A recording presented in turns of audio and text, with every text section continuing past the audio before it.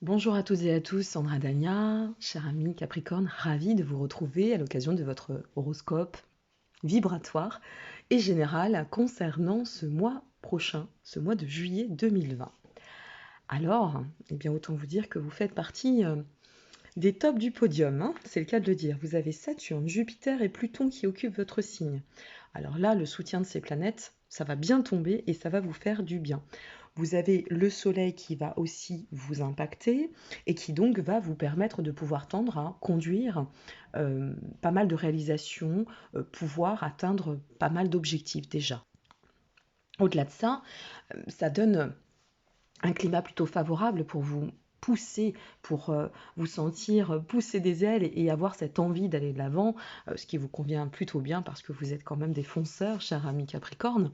Donc là, tous ces aspects vont vous donner, si vous voulez, la possibilité d'avancer concrètement et très sérieusement sur vos projets.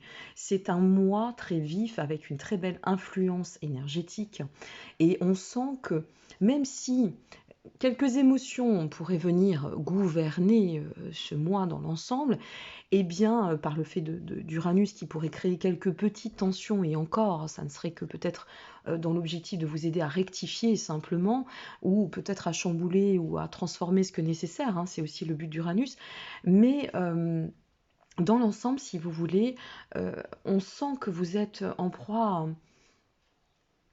à planifier la perspective. Voilà ce que j'ai envie de dire. Là, on se ressent vraiment dans la matière, on est vraiment dans la terre, et ça vous convient bien, hein, du fait de votre signe, et on sent, vous allez vous ressentir que ce qu'il a fallu nettoyer, régler, épurer et dépoussiérer, et que maintenant on peut tempérer pour envisager de manière beaucoup plus vaste et dans une altitude beaucoup plus large pour pouvoir projeter les projets en soi. C'est aussi un mois où vous allez vous sentir certainement pour la plupart dans le besoin de vous réaffirmer. Vous voyez, maintenant je reprends ma vie en main et c'est comme ça et je reprends mon pouvoir. Ça ressort pas mal au niveau de la densité vibratoire. Donc ça va être intéressant parce que ça va vous redonner de la force. Alors nous allons commencer par l'amour, bien évidemment. Et bien au niveau de l'amour, que voulez-vous? Le ciel est bleu, tout le monde est heureux, on va dire ça dans l'ensemble, tout du moins je vous le souhaite. On sent aussi que il va planer un vent de sérénité pour vous. Alors je vous dis, mis à part cet aspect d'Uranus qui pourrait venir titiller de temps à autre sur le plan énergie, donc parfois ça peut donner un peu d'impulsivité, mais pour l'ensemble, c'est vraiment une sérénité totale et apaisante qui se présente.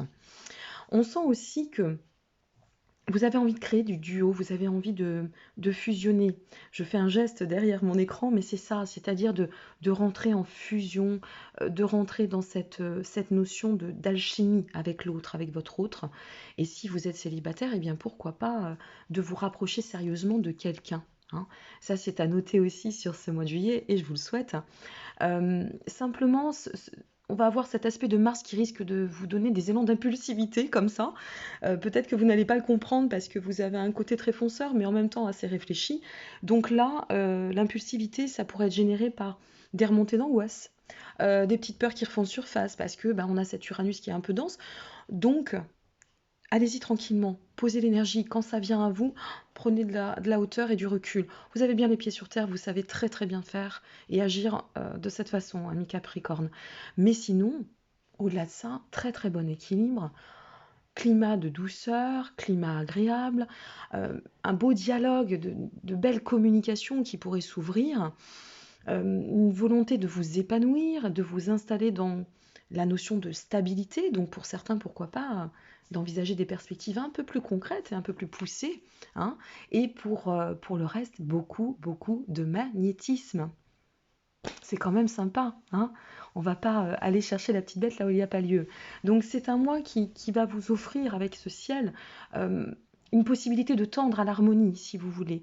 Et puis cet Uranus, eh bien, moi ce que je vous conseille, c'est qu'il ne fait pas un super aspect avec vous, mais malgré tout, c'est aussi Uranus, la planète de la réforme et la planète de l'inattendu. Donc servez-vous-en. Essayez de conjuguer avec cet Uranus en vous disant, je me laisse porter, voilà, je mets de la joie sur cette transformation et puis j'y veille au grain et je tends à avancer dans la confiance. Mais ne vous inquiétez pas, de toute façon, vous saurez vous adapter, c'est certain.